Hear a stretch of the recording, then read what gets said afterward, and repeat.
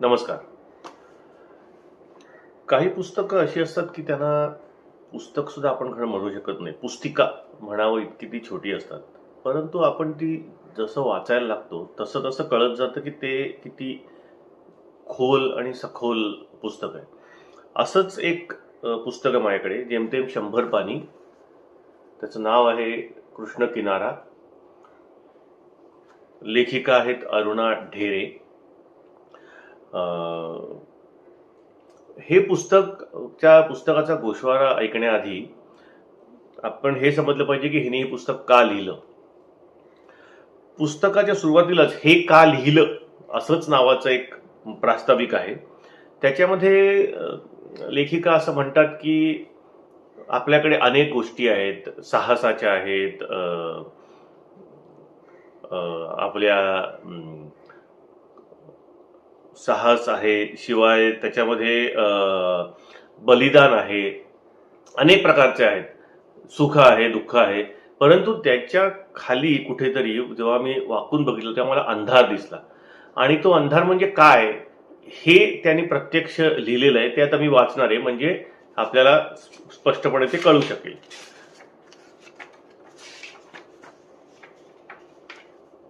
लेखिक त्या असं म्हणतात की पुष्कळ बायका तिथे मरून पडलेल्या मी पाहिल्या.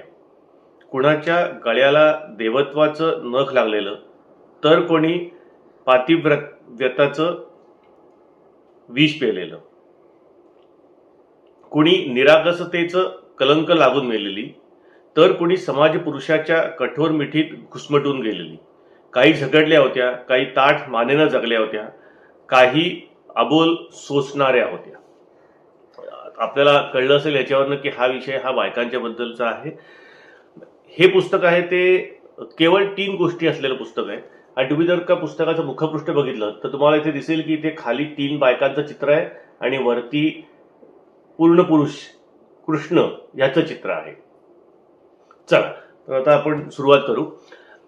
पहिली कथा आहे राधा. अर्थात कल्पना अशी आहे की राधा आता म्हातारी झालेली आहे आणि ती कृष्णाला भेटायला द्वारकेला गेलेली आहे. दोघंही म्हातारे, पांढरे केस झालेले, इतका जुना काळ आहे. अर्थात ते मित्रमैत्रीण आहेत. ते रात्री भेटतात, सकाळपर्यंत गप्पा मारतात आणि ती जी काही नोकझोक असते मित्रांच्या मध्ये, बालमित्रांच्या, ती कथेमध्ये छान दाखवलेली आहे. एका क्षणाला राधा कृष्णाला विचारते सुद्धा की अरे का सोडून गेलास तू आम्हाला सगळ्यांना. अर्थात ती लहानपणी सुद्धा समंजस होती आणि आजही समंजस आहे, त्यामुळे त्याचं उत्तराची तिला अपेक्षा नक्कीच नाहीये. कथेचा शेवट जो आहे तो अतिशय हळवा आहे, तुम्ही तो स्वतःच वाचला पाहिजे. दुसरी कथा आहे कुंती.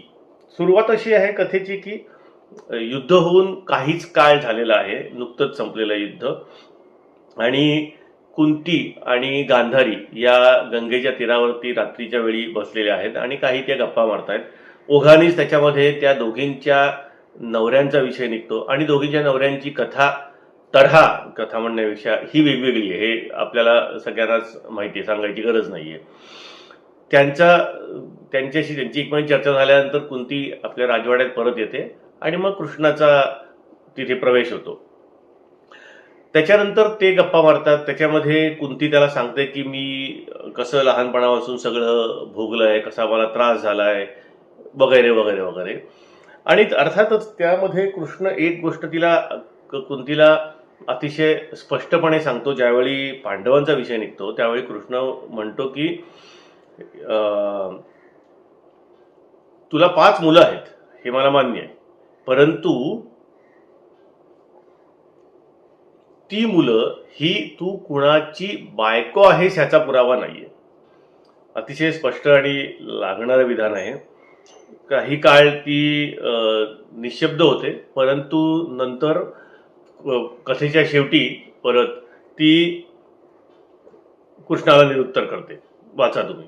तिसरी शेवटची कथा आहे द्रौपदी. युद्ध संपून बराच काळ झालेला आहे आणि आता ही वेळ आहे की पांडव आणि द्रौपदी हे त्यांच्या शेवटच्या प्रवासाला निघत आहेत. त्यावेळीचा हा काळ आहे. सुरुवात गोष्टीची अशी होते की अं, द्रौपदीला तिची एक दासी तिच्या काळ्याभोर केसांना इतकी वर्ष होऊन सुद्धा, म्हणजे जवळजवळ युद्ध होऊन 10-12 वर्षाचा काळ लोटलेला आहे, तरी सुद्धा तिथे केस काळे आहेत, लांब आहेत, त्यांना मालिश करत आहे. अर्थात हेच ते केस जे काही प्रमाणात युद्धाला कारणीभूत झाले. त्यावेळी ते चालू असताना द्रौपदीच्या मनामध्ये अनेक लहानपणापासून विचार येतात की आपण लग्न झालं आपलं, मग वनवास, मग युद्ध, आणि त्यानंतरचा आता हा मोठा शांततेतला काळ. अनेक आठवणी तिच्या मनात येतात, आठवणींचे त्या भावनांचे अनेक गुंते येतात. त्यामध्ये आपल्या नवऱ्यांच्या दुसऱ्या बायका म्हणजे हिडिंबा पासून ते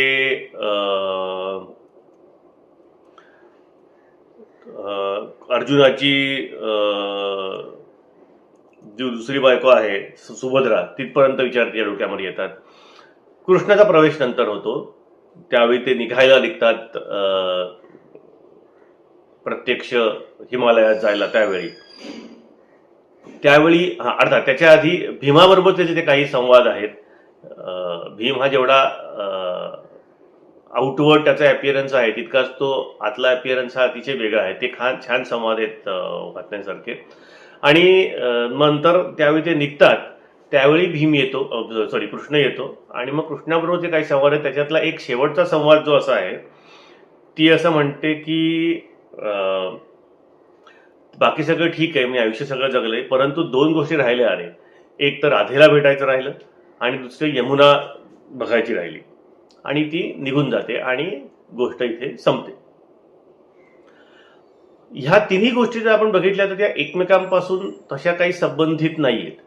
3 वेगवेगळ्या बायकांच्या वेगवेगळ्या कालावधीतल्या ह्या घटना आहेत, परंतु त्या कुठेतरी एका समान धाग्याने जोडल्या आहेत. त्या म्हणजे कृष्ण, आणि दुसरी गोष्ट म्हणजे त्या स्त्रिया आणि त्यांचे भोग, वेगवेगळ्या कालावधीतले परंतु वेगवेगळ्या प्रकारचे परंतु भोग आहेत ते.